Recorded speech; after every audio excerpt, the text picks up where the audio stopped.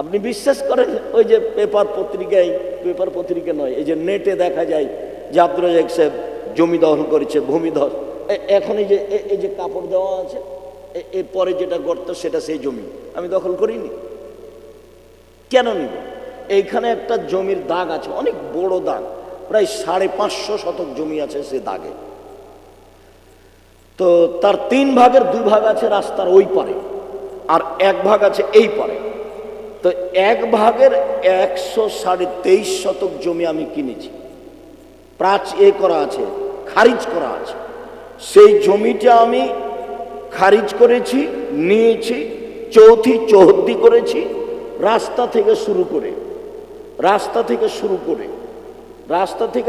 করে 123.5 শতক নেওয়া আছে। এই দাগে রাস্তার এই পারে যেটুকু বাকি আছে সেটুকু এই সাদা কাপড়ের পরের নিচুটা। ও কোর্ট কাছারি, হাইকোর্ট, জজ কোর্ট করে কিছুই হবে না। তো এখন আপনি যদি মামলা করেন আমার বিরুদ্ধে, তো আমি না গেলে তো আমি আদালতকে অপমান করলাম, তখন আমার তো ঝামেলা হবেই। কাজে আপনি আগে দৌড়ালে আমাকে তো তখন যাওয়াই লাগে। তখন আমি নিরুপায় উকিল একটা নির্ধারণ করেছি, ভাই আপনি আমার পক্ষ থেকে যান। আমি নাহি ফেন্সগঞ্জ সিলেটে দুর্ঘটনা ঘটলো, তখন আমাকে বলছে ওসি সিগনেচার করেন, মামলা আমি চালাবো। আমি মানুষের বিরুদ্ধে মামলা করি না, আমি সিগনেচার করব না। আমি যদি মামলা করি আমি একাই চালাবো, ও চালাতে পারে না। আমি কি সিলেটে এসেছি মানুষকে মারার জন্য? মানুষ আমাকে মারবে কেন? আমি ওকে চিনি? আমি তাকে চিনি না, জানি না, আমি কেন মামলা করব? ও পারে না, ও তো সর্বশক্তিমান, ওই করুক, তার শক্তি অনুযায়ী করুক। যে এইসব আপনার ওই ভূমিধস কি যে রোজ লিখে আপনার ওই নেটে দেয়, ফেসবুকে পাওয়া যায়, তো ওর ওই কথা আমার কাছে সামান্যতম ভিতরে প্রতিক্রিয়া করে না। কোনো জেলাতে গেলে, কোনো দেশে গেলে, সৌদি আরব, দুবাই, কুয়েত, কাতার, আপনার বাহরাইন, তারপরে যে মালয়েশিয়া, মালদ্বীপ, ওমান গেলে মাঝে মধ্যে বলে, ভাইজান ওই যে আপনার ব্যাপারে যে ভূমিধস সেগুলো লিখে, তা আপনি কি আসলে জমি দখল করেছেন? যে কি বলি আর, এখন মানুষ তো কিছু বললে কে কার মুখে বাধা দিবে, এটার আমার প্রয়োজন নাই। হবে একদিন মুখে বলে জমি বদলও করব না, বিক্রিও করব না, দানও করব না, এইভাবে বলে।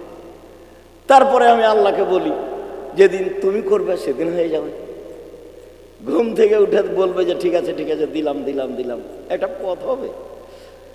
আমার তো ঠেকা বাঁধেনি, যে নিয়ে এসেছে তার ঠেকা, তো সে তো সর্বশক্তিমান, তার আবার কি ঠেকা? তার নাম তো কাদির, তার নাম হলো আজিজ, তার নাম কাদির, তার নাম আজিজ।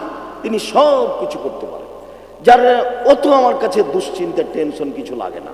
আল্লাহ ভরসা, আমি নিজে আসিনি, কাজ হবে, যে নিয়ে এসেছে সে দেখবে। আমার খালি সবসময় এইটা ভেতরে কাজ করে, আমার ক্ষতির কারণে কেন জামিয়া সালাফের জন্য ক্ষতি না হয়, এইটা আমার কাজ। আমি যেন 10 পয়সার ক্ষতি না করি, এইটা আমার কাজ। যে বলছি প্রায় 2 কোটি টাকা আছে খালি পাইলিং, ওই আমার টাকা 2-1 টাকা নাকি? ঢালাই আছে কত যেন, প্রথমে আছে 3 ইঞ্চি না 4 ইঞ্চি ঢালাই খোয়া, তারপরে প্রথমে আছে ইট, তারপরে আছে খোয়া ঢালাই, তারপরে 12 ইঞ্চি আছে পাথর ঢালাই, 12 ইঞ্চি। এখানে দেখেছেন কি না, কাল থেকে আছেন এই মসজিদে 105 ফুট আছে উত্তর দক্ষিণ, আর 180 ফুট আছে পূর্ব পশ্চিম।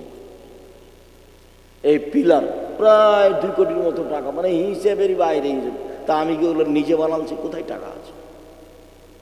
সব প্রায় জমিগুলো কিনা, 3, 4, 5, 8, 10, কোনোটা 10 লাখ টাকা শতক, কোনোটা 3 লাখ টাকা, কোনোটা 4 লাখ টাকা, বেশিরভাগই 3 লাখ টাকা শতক। 1 শতক 3 লাখ টাকা, 200 শতক জমি আছে মসজিদের নামে বরাদ্দ। তো এগুলো তো কোনো ব্যক্তিগত লোকের পক্ষে সহজ সম্ভব নয়। আর আমার একটা ধারণা কাজ করে, আলহামদুলিল্লাহ, নেব্রাস ইসলামিক রিসার্চ ফাউন্ডেশন একটা সরকার অনুমোদিত অলাভজনক ফাউন্ডেশন আছে, তার অধীনে সব জমি জায়গা রেজিস্ট্রি হয়। কোথায় যা আছে দেখবেন, নেব্রাস ইসলামিক রিসার্চ ফাউন্ডেশন, অলাভজনক সংস্থা, ফাউন্ডেশন, ওরই নামে হয়। এইটাও আবার বলেছিলেন যে গুলজার মাস্টার, যাকে মনে হচ্ছিল যে খুব দখল ক্ষমতা রাখে, বলেছিল ভাই আপনি কমিটি করে মাদ্রাসা চালাতে পারবেন না, একটা ফাউন্ডেশন তো করেন, রেজিস্ট্রি করেন, ওর অধীনে সব কিছু করবেন। তো গুলজার মাস্টার আল্লাহ ভালো করুক, তারপর আমাকে বলছে কাকে সদস্য নেবেন আপনি পছন্দ করে নেবেন, জমি যারা দিবে তারাই বলছে, ও একবার বলে না যে আমার নামটা নেবেন, আমার নামটা রাখবেন, এই কথা বলে। এই গুলজার মাস্টারের কথা নকল করছি, যে লোক মারা গেছে, অনেক ক্ষমতা রাখতো এলাকায়। তো বলছে যে আপনার যাকে যাকে ভালো লাগে, যাতে ঝামেলা না হয় এইরকম লোক দিয়ে আপনি ফাউন্ডেশনটা রেজিস্ট্রেশন করেন। একবারও বললো না যে আমার নামটা রাখবেন ওখানে, একবারও বলেন, তার নামও নাই। আমি সেক্রেটারি সভাপতি, আমার ছোট ভাই মুস্তফা কামাল রাত্রে কথা বলছিল, ও হলো জেনারেল সেক্রেটারি, ও মাস্টার ডিগ্রি পাস মানুষ, দারুল উলুম দেওবন্দে পড়াশোনা করেছে, ও বরিশাল মডেল কলেজের শিক্ষক, বরিশালের জামিয়া সালাফে দেখাশোনা করে। আর দিনাজপুরে যে দেখাশোনা করে সেটা আমার মেজ সম্বন্ধীর বড় ছেলে, ও এদেশে পড়াশোনা করে, ইন্দোনেশিয়া থেকে পড়াশোনা করে এসেছে। কয়েকজন সদস্য আছে, 7 জন কি 9 জন, 7 জন মনে হয় না, কয়জন আছে। আলহামদুলিল্লাহ ভালো অবস্থায়, কোনো দ্বিধাদ্বন্দ্বের কোনো কিছু নাই। ওই শোষণে হাজার হাজার শতক জমি রেজিস্ট্রি হয়েছে তার নামে, সারা দেশের সব যে প্রায় জেলাতে যেগুলো রেজিস্ট্রি হয়েছে সব নেবরাসের নামে রেজিস্ট্রি হয়েছে। তা আমাকে অত জিম্মেদারি লাগে না, দেখাশোনা করা লাগে না। অডিট হয়, হিসাব নিকাশ সরকারিভাবে অডিট হয় ওই নেবরাসের অধীনে, সরকার অডিট করে হিসাব ঠিকঠাক করে রেখেছে। আর আমার নামে কোনো টাকা পয়সা নেই। যখন চাঁপাইনবাবগঞ্জে পুলিশরা, ওসি দারোগা আমার বাসায় পাঠায়, তো দেখা যায় একটা টিনের ঘর, পুরাতন টিন, ভেঙে চড়ে গেছে মাত্র, তখন বলে হ্যাঁ এখানে কোনো টাকা পয়সা আছে? তা আমার তো ব্যক্তিগত অ্যাকাউন্টে কোনো টাকা পয়সা নেই, আমি এখন ফ্রি মানুষ, বাস আলহামদুলিল্লাহ। যে অবস্থা দেখছেন এই অবস্থায় ফিসাবিল্লাহ দেউলিয়া। সম্মানিত দিনী ভাই বোন, কাছাকাছি চলে আসি। আমি কয়েকটা জিনিস লক্ষ্য করেছি। তার প্রথমটা হলো এই যে গত বছরের তুলনায় আপনাদের উঠাউঠি, চলাফেরা, বাইরে যাওয়া, ঘোরাফেরা অনেক কম, ভালো লেগেছে খুব। তো যেইটা একটু ভারী লাগলো সেটা হলো এই যে যারা আগে এসেছে তারা রাত 8টা থেকেই চলে যাওয়া প্রয়োজন মনে করলেন। রাত 8টা থেকে চলে যাব কেন? খুব জরুরি ছাড়া ফজরের সলাত আদায় করে যাও, এটাতে সবাইকে চেষ্টা করতে হবে। ফজরের সলাতের পরে আপনার সাথে আমার অনেক গুরুত্বপূর্ণ কথা থাকে, সেটা হলো তাসবিহ তাহলিল জিকির আজকার জীবনের কিছু কর্ম, এটা থাকে। তারপরে কিছু ক্ষমা চাওয়া, ক্ষমা নেওয়া, এরকম কিছু থাকে, ভুল ত্রুটি থাকে। কাজেই খুব জরুরি দুর্ঘটনা না হলে যারা আসবেন তারা ফজরের সলাত আদায় করে আমি আপনাদের সাথে কিছু কথা বলবো। তার বলবো যে কিছু ইস্তেগফার, কিছু তাসবিহ, কিছু কর্ম, তারপর যে অংশ জরুরি। যে আমিও অবাক হলাম, ওই যে 2টা মেয়ে দাঁড়ালো ছোট ছোট, ওরা উঠে বলছে এই আছিস, তুই কি করছিস? তো এভাবে ওরা কথা বলতে লাগলো। আমি যে কি ব্যাপার, এইসব 3rd পারসন ভাষা ব্যবহার করছে কেন বাচ্চা দুটা, তুই তুই করে? তো ওরা কিন্তু কেউ কারো 2 জন মিলে বদনাম করছিল, একজন আর একজনের কি করছিল, বদনাম করছিল। আচ্ছা, করতে করতে সব বাচ্চাগুলো কিভাবে এরকম ভাবে এলোমেলো হয়ে উঠতে লাগলো, যে দেখি ছোটগুলো সামনে, বড়গুলো পিছনে। তো কি বললো যেন, সেই মানুষটা সবচেয়ে ভয়ঙ্কর, গীবত করে যায় নাকি? সমাজের সবচেয়ে ভয়ঙ্কর মানুষ যে গীবত করে। গীবত করতে হবে না জীবন, প্রতিশোধ গীবত বদনামের পাতাই ছিঁড়ে দিতে হবে। সারাদিন তাসবিহ তাহলিল জিকির আজকার করলাম, সালাত পড়লাম, তাহাজ্জুদ পড়লাম, তারপর খালি মানুষের বলেছি যে ও খুব খারাপ, তখন আমি বলছি ঠিক বলেছিস, আসলেই খারাপ। এবার সব পয়সা পাতি জমা করলেন, নেকি টেকি এক পাল্লায় দিন, এরই কথা দিন, সব গেছে। খুবই কঠিন। আর যদি বেশি পারেন বলতে, তাহলে ইন্না ফি খালকিস সামাওয়াতি ওয়াল আরদ ইখতিলাফিল লাইলি ওয়ান নাহার, সূরা আল ইমরানের শেষ রুকুর প্রথম 5 আয়াত। সূরা আল ইমরানের শেষ রুকু বলেন, অন্তত সূরা আল ইমরানের শেষ রুকুর প্রথম 5 আয়াত। আর যদি বেশি পারেন তাহলে তো ভিন্ন কথা। রাসূল সাল্লাল্লাহু আলাইহি সাল্লাম ঘুম থেকে উঠে লম্বা দোয়া পড়তেন। আমি আপনাকে ছোট্ট দোয়া পড়ার জন্য বলছি, সেটা হলো ঘুম থেকে উঠে লা ইলাহা ইল্লাল্লাহু ওয়াহদাহু লা শারীকা লাহু লাহুল মুলকু ওয়া লাহুল হামদু ওয়া হুয়া আলা কুল্লি শাইইন কাদির ওয়া সুবহানাল্লাহি ওয়া আলহামদুলিল্লাহি ওয়া লা ইলাহা ইল্লাল্লাহু আল্লাহু আকবার ওয়া লা হাওলা ওয়া লা কুওয়াতা ইল্লা বিল্লাহ রব্বিগফিরলি রব্বিগফিরলি। এইটা দিয়ে সুন্দর করে ওযু করবেন কষ্ট হলেও। আল্লাহ রাসূল বলেছেন ওযু সুন্দর হলে পাপ মিটে যায়, মান বেড়ে যায়। পাপ মিটে যায়, মান বেড়ে যায়। তার মরে যাওয়া ভালো, তার বেঁচে থাকা ভালো। তার মরে যাওয়া ভালো, তার বেঁচে থাকা ভালো। ওই সময়ে হয়ে যায় লোকটা সেই দিনের মতো যেদিন তার মাতাকে জন্ম দিয়েছে, নিষ্পাপ হয়ে যায়। সুন্দর করে ওযু করলে, পায়ে হেঁটে মসজিদে গেলে, সলাতের পরে তাসবিহ তাহলিল করলে, 1 পাপ মিটে যায়, মান বেড়ে যায়। পাপ মিটে যায়, মান বেড়ে যায়। 2 মরে যাওয়া ভালো, বেঁচে থাকা ভালো। মরে যাওয়া ভালো, বেঁচে থাকা ভালো। মরে যাওয়া ভালো, বেঁচে থাকা ভালো। 3 হয়ে যায় সেই দিনের মতো যেই দিন তার মাতাকে জন্ম দিয়েছে, নিষ্পাপ হয়ে যায়। সুন্দর করে ওযু করলে 3টে হয়। অন্য জায়গাতে এসেছে ইনাল ওযু ইয়াহদুমু মা কানা কাবলাহু, ওযু অতীতের সব পাপকে মিটিয়ে দেয়। সুন্দর করে ওযু করবেন এই আশায় যে আল্লাহ আমার সব পাপ মিটিয়ে দিবেন। তারপরে আপনি 2 রাকাত সালাত আদায় করেন। আল্লাহ রাসূল বলেছেন মান তাওয়াদ্দা উযুই হাদা, আমি যেভাবে ওযু করলাম এইভাবে যে ওযু করবে, সুম্মা সাল্লা রাকাতাইন, তারপরে 2 রাকাত সালাত আদায় করবে, মুকবিলান আলাইহিমা বিকলবিহি ওয়াজহিহি, মনে প্রাণে ভয় ভীতি নিয়ে। অন্য হাদিসে এসেছে লাম ইহাদ্দিস নাফসাহু ফিহিমা বিশাইইন, ওই 2 রাকাত সালাতে মনে মনে কিছুই বলল না, সুন্দর করে 2 রাকাত সালাত আদায় করলো। তাহলে এক হাদিসে এসেছে গোফেরা লাহু মা তাকাদ্দামা মিন জামবিহি, অতীতের সব পাপ ক্ষমা। আর এক হাদিসে এসেছে ওয়াজাবাত লাহুল জান্নাহ, তার জন্য জান্নাত জরুরি। এই একটা অংশ। আর একটা অংশ হলো যে ক্ষমা ইস্তেগফার, ঘন ঘন বলতে থাকবেন, অভ্যাসের মধ্যে নিয়ে চলে আসবেন। আস্তাগফিরুল্লাহ ওয়া আতুবু ইলাইহি, অভ্যাস। উঠতে, বসতে, চলতে, কথাবার্তায়, ফাঁকে, যখন তখন আস্তাগফিরুল্লাহ ওয়া আতুবু ইলাইহি। আল্লাহ নবী কোন জায়গাতে বসলে 70 বারের অধিক আস্তাগফিরুল্লাহ বলতেন, 100বার আস্তাগফিরুল্লাহ বলতেন। আস্তাগফিরুল্লাহ ওয়া আতুবু ইলাইহি, এটা হলো একবারে চলমান অভ্যাসের মধ্যে করে নিতে হবে। এর চেয়ে আর একটু বড় ভালো, তাহলে সাগরের ফেনা সম পরিমাণ পাপ হলেও ক্ষমা হয়ে যাবে। তা হলো আস্তাগফিরুল্লাহ আল্লাযী লা ইলাহা ইল্লা হুয়াল হাইয়ুল কাইয়্যুম ওয়া আতুবু ইলাইহি বলেন, বলতে অভ্যাসী হবেন যখন তখন।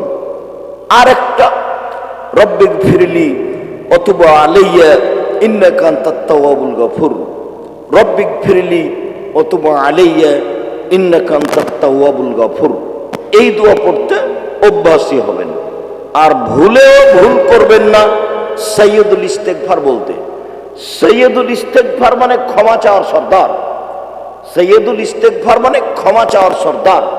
আল্লাহ রাসূল এই কথাটা নিজেই বলেছেন যে এটা হলো ক্ষমা চাওয়ার সর্দার।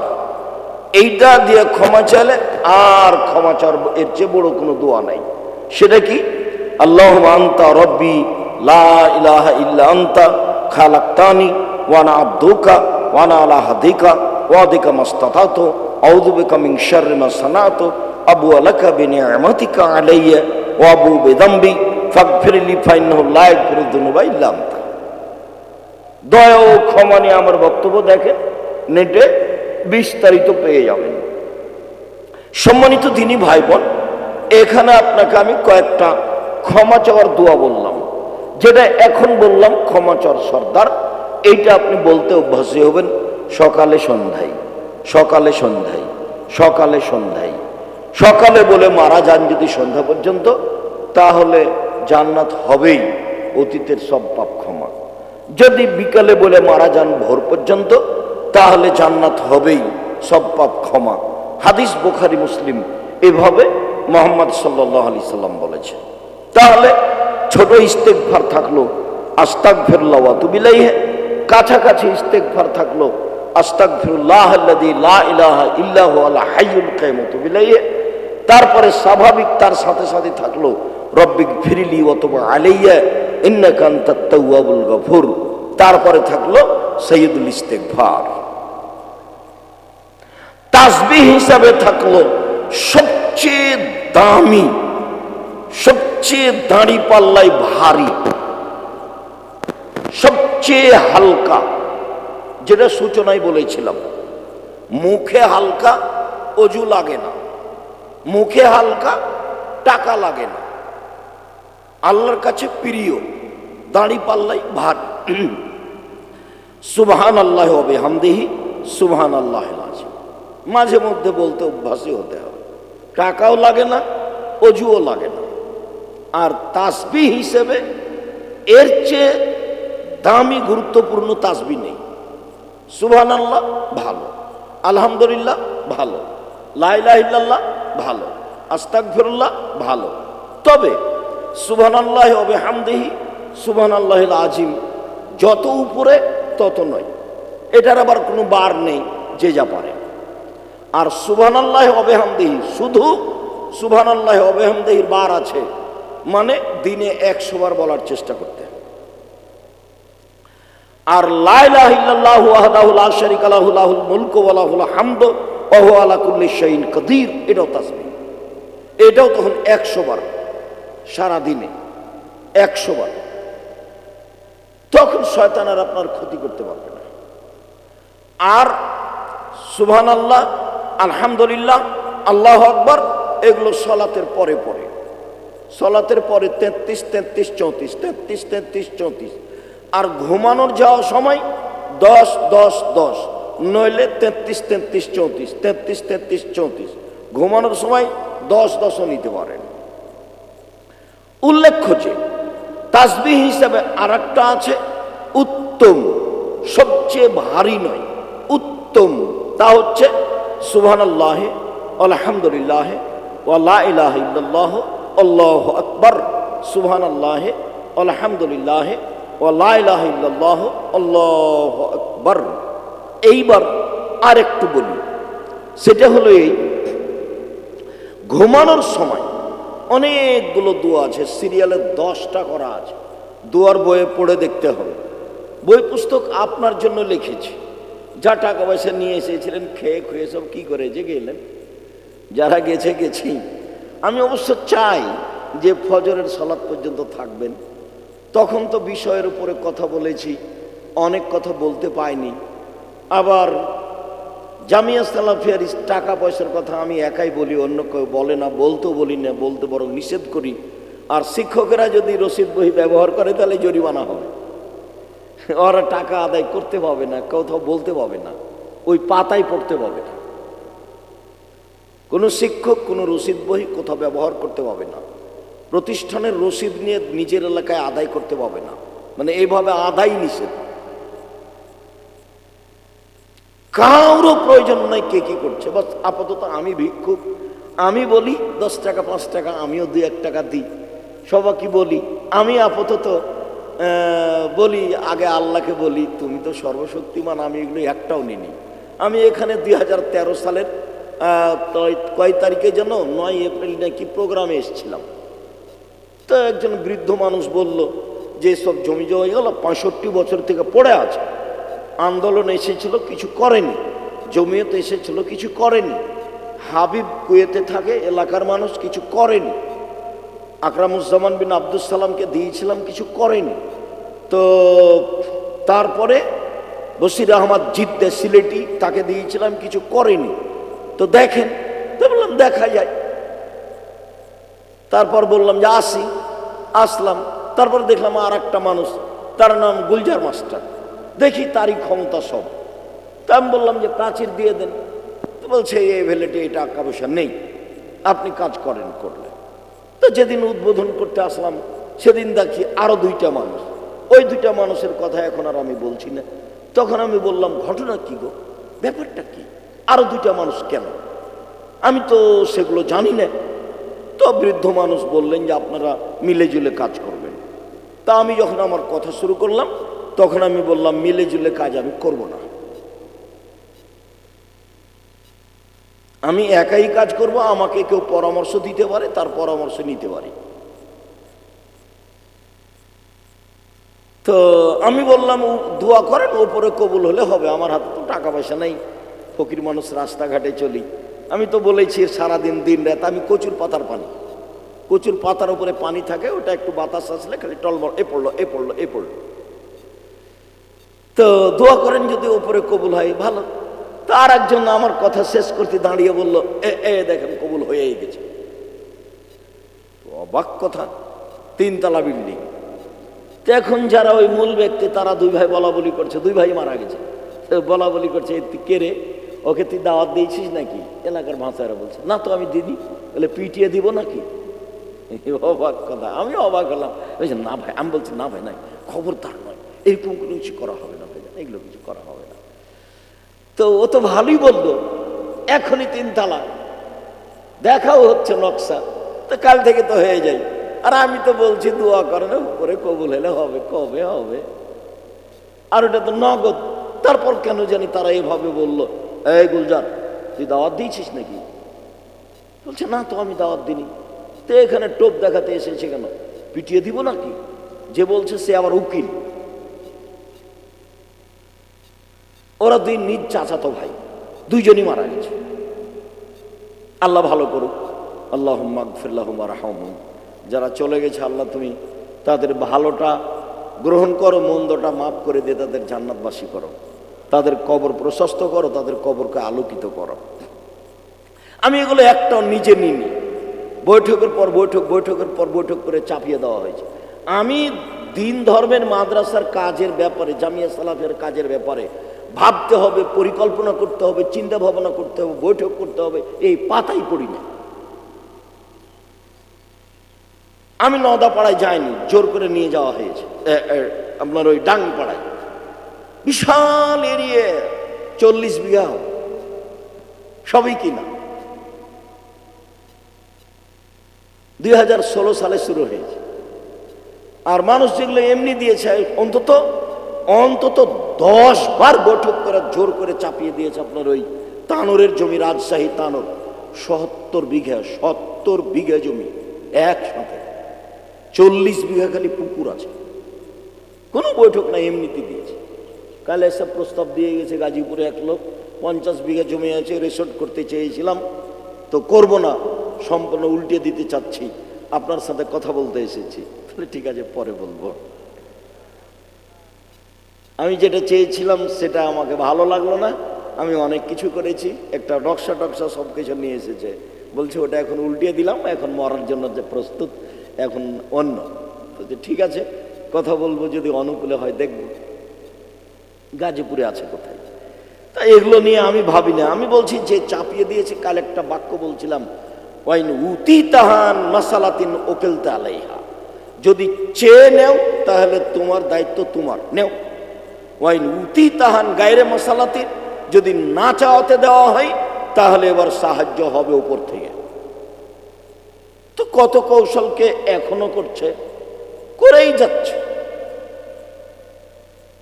এইখানে প্রাচীরে একটা জায়গা ছিল, 4 শতক জমি, 4 শতক জমির দাম, জমি যে বিক্রি করে সেই বলে, তা আপনি তো বলছেন 20 লাখ, যে বলছে যে প্রাচীর দিতে দেওয়া হবে না ও তো বলছে 40 লাখ, তা আপনি তার চেয়ে বেশি দেন। দামটা ছিল মনে হয় 65 লক্ষ দিয়ে জমিটা কিনা হয়েছে প্রাচীরের জন্য। মানে আপনি হিসাব করতে পারবেন না, যারা এই ঠেকাচ্ছে তারা আবার মাওলানা। আমি অবাক হই, কি দরকার? ওই মাওলানার আমি নামও নিই না, ও পাতাও করি না, ওই হিসাবই করি না। ভাবি আল্লাহকে, বলি আল্লাহকে যে এটা তো আমি আসিনি, তুমি এখানে নিয়ে এসেছো, মানুষে ঠেকাবে কাজ, এইটা আমি বিশ্বাস করি না। তার মানে আমি তোমাকে বিশ্বাস করি যে তুমি আজিজ, পরাক্রমশালী, তোমাকে কেউ বলে না। আর আমি এখানে নিজে আসিনি, আমার এটা ঠেকাও বাঁধেনি। তুমি যদি ভালো মনে করো কর, আমার জিম্মেদারি। আমি 10 পয়সার ক্ষতি করলাম নাকি? আমি জামিয়া সালাফে চালাতে এসে 10 পয়সার ক্ষতি করতে রাজি নই। দিনের কাজ করতে এসে পরকাল হারাতে রাজি নই, এই কাজ আমি করব না। এইটার আমি জিম্মেদার। কাজ হবে কি হবে না তার জিম্মেদারি আমি নই, তো তুমি জিম্মেদার। নিয়ে এসেছো, তুমি দেখো। আমার বলার একটা সুযোগ আছে, আমি সেটা দিনরাত বলি। আমি এটা নিয়ে আমি কেন জিম্মেদারি পালন? তুমি করো, তুমি প্রাচীর করে দাও। তো দেখি ধীরে ধীরে ধীরে ধীরে হতেই আছে, ধীরে ধীরে ধীরে ধীরে হতেই আছে।